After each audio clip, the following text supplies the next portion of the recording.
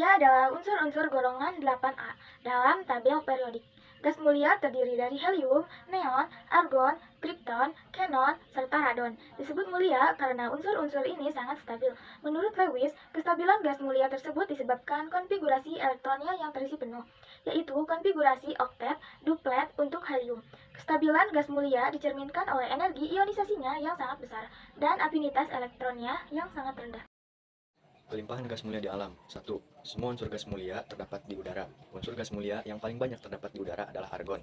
Sedangkan unsur gas mulia yang paling sedikit adalah radon. 2. Helium. Helium merupakan komponen atau unsur terbanyak di alam semesta yang diproses dari gas alam karena banyak gas alam yang mengandung helium. Sifat fisika dan kimia. 1. Sifat fisika. Gas-gas mulia memiliki gaya interatomik yang lemah sehingga membuat gas mulia memiliki teleleh dan titik didih sangat rendah. Seluruh unsur gas mulia bersifat monoatomik dalam kondisi standar, termasuk unsur-unsur yang mempunyai massa atom lebih besar dari unsur padat. 2. Sifat kimia. Kreatipan gas mulia sangat rendah. Gas mulia bersifat inert atau lembab, di alam tidak ditemukan satupun senyawa dari gas mulia. Sifat inert yang dimiliki ini berhubungan dengan konfigurasi elektron yang dimilikinya. Yang B, makin besar jari-jari atom maka kreatipan gas mulia semakin bertambah. Pada tahun 1962, Neil Barth berhasil membuat senyawa stabil dari xenon, yaitu XePtF6. Penemuan ini membuktikan bahwa gas mulia dapat bereaksi dengan unsur lain, meskipun dalam reaksi yang sangat terbatas dan harus memenuhi kriteria tersebut. Yang 1, harga energi ionisasi gas mulia yang akan bereaksi haruslah cukup rendah, terletak di bagian bawah pada SPU.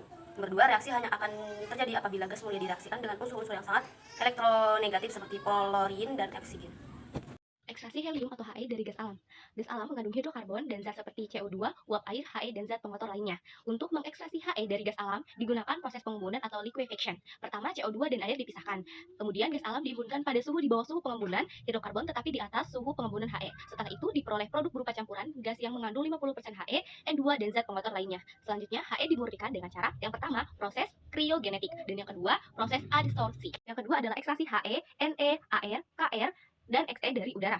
Proses yang digunakan disebut teknologi pemisahan udara. Tahap awal yakni CO2 dan uap air dipisahkan terlebih dahulu. Kemudian udara diimbunkan dengan pemberian tekanan 200 atom diikuti pendinginan cepat. Sebagian udara akan membentuk fase cair dengan kandungan gas lebih banyak yakni 60% gas mulia, diantaranya adalah Ar, Kr, dan Xe, dan 30% dan 10% N2.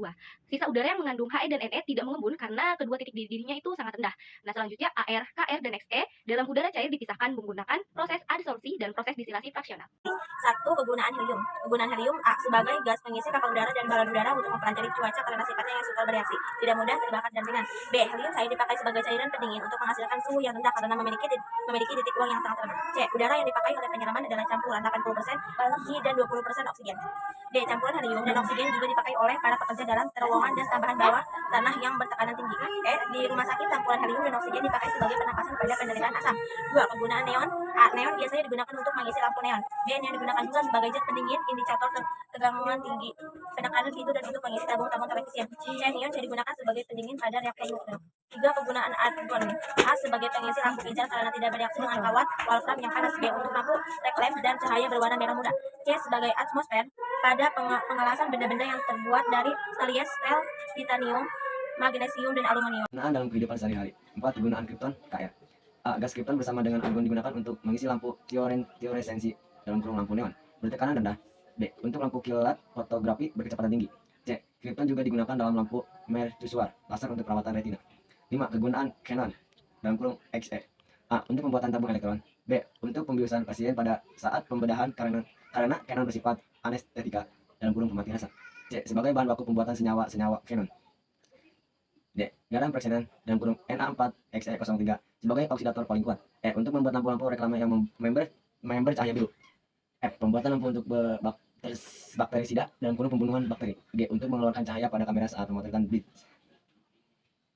Kegunaan dalam kehidupan sehari-hari. 6. Kegunaan radon dalam kurung Rn. Selanjutnya yang dulu. 6. Kegunaan radon dalam kurung Rn. A. Gas radon bersifat radioaktif sehingga banyak digunakan dalam terapi radiasi bagi penderita kanker dengan memanfaatkan sinar yang dihasilkan.